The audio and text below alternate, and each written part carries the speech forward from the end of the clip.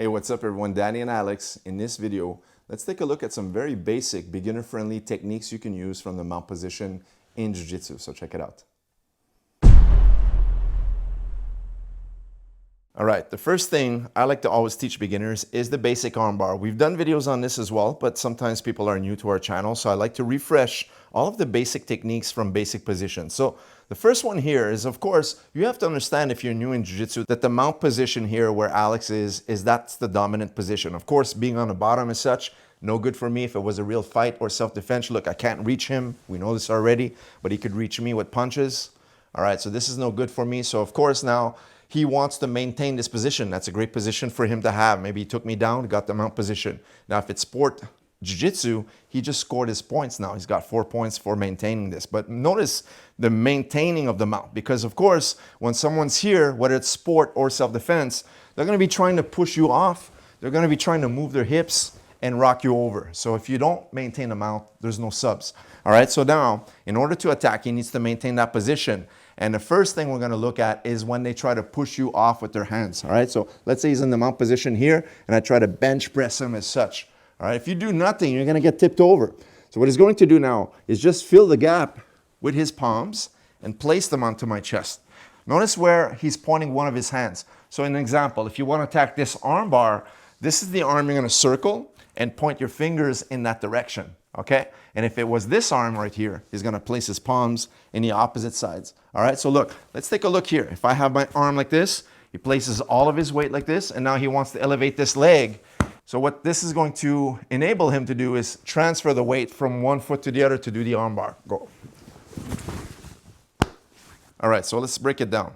Now, when the arms are extended as such, once again, place your palms onto the opponent's chest. And now it's important to transfer your weight mainly onto the chest, all right? So you want to elevate yourself so that way less of the weight is on your leg, so that way there's more mobility on your lower body to transfer the leg for the armbar. A lot of times when people do the armbar, they fall short because most of the weight is still on their legs, on their knees. So it's difficult to pass the leg over the head. So look, a nice way to break things down is to elevate one foot and take 3 steps. Look, step 1, step 2, and 3. And from here, walk backwards into the arm lock. So you can practice this a few times. And then another method you can also do is just elevate both feet together and go 1 and 2 and 3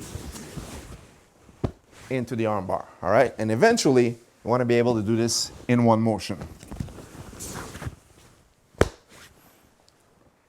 Now I want to show a detail about the arm bar finish. Now when he spins around the elbow, now from here, it's important to look at where the arm placement is going to be. So look, the arm is always going to be snug against his chest. A lot of times you might get a strong opponent, so when you fall into the arm bar, they're going to try to resist here. So if you try to lie down first and then pull the arm to you, they might be stronger than you, all right? So it's important when you have a seat to bring the arm glued to your chest and now use the upper back, your whole body, to stretch the arm out, okay? Now, the other thing is always making sure that the elbow is aligned. So looking at where the thumb is pointing, that's a good guide for you to know exactly where to pull the arm. So in this case, it's straight up. And other times, if the arm is on an angle as such, he can readjust the arm by pulling everything back here. Or other times, if the arm is here and the opponent is very strong and they're resisting in this angle, he's gonna lie down with the arm, but look, he's gonna bring this leg into the equation a little bit more and now crank in this direction to lock the arm. Okay, now we're gonna look at a basic cross-collar choke, all right? One of my favorite techniques. A lot of people kind of like dissuade about the collar choke because it's a very basic thing. People think it's a white belt technique, but it's one of those techniques I still use to this day, all right? So look, he's gonna open up the space in the jacket. It's very important to pull the jacket open to clear all the space. That way there, you can go all the way deep with your hand, all right? So you wanna keep the thumb and make a nice grip here. So every time you go for the collar, go as far as you can and then close with your thumb, make a nice fist like you're gonna be punching onto the mat, and having a nice tight grip is crucial because that first hand is gonna secure the collar choke. Now, in this way, he's gonna be able to slide his hand on the opposite side, doing the same thing with the second hand. Now sliding, getting a nice tight grip. Now, when he turns the wrist together, he's gonna pull himself down towards the lead hand, towards the hand that's facing him. from here, causing the pressure for the collar choke. Now, once again, he's gonna go for the collar choke. And now sometimes when you do the collar choke, you might get someone who's very heavy, very strong and resilient, and you feel he can't finish them from here. So what Alex is gonna show is gonna post on his head, make a small void here and pull me to him to compensate for that leverage and pressure. All right, the last one, basic one, is the Americana. All right, this is a shoulder lock. The first one is hyperextension of the elbow. This one is attacking the shoulder. So now there's two ways of doing this. Number one is my preferred method is two hands. So it's gonna trap the wrist as well as the elbow. So if we turn on an angle here, you can clearly see here the leverage points. That way they can unfold his elbows and use the body weight to pin the arm onto the mat. All right, now he's gonna slide one hand inside by securing here and making sure his elbow is posted on my neck. And now he's gonna finish using the elbow up and sliding the hand towards my hip, all right? The second variation we're gonna look at is he's only gonna use one hand, but this time instead of just pushing the arm down as such, I'm too strong for him. He wants to tilt his body sideways like he's throwing a super long jab here, using the leverage of his shoulder to pin the arm, pinning my head with his elbow, and now finalizing the Americana. Now the last variation of finish is sometimes somebody's very strong and they try to tip you over.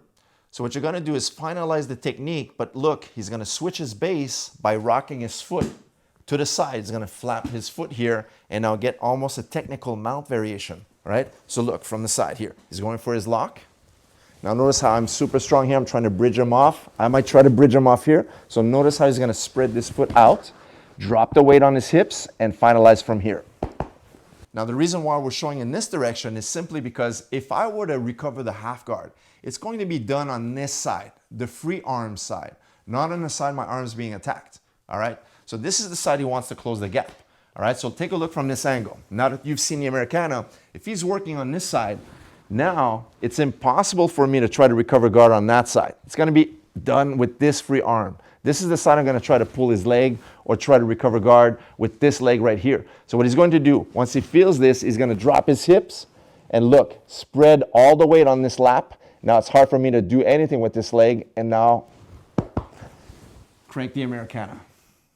All right, guys, so there you have it. Some basic techniques with a few variations from the mount. Hope you enjoyed this tutorial. Leave us a thumbs up, and we'll see you in the next video. Take care.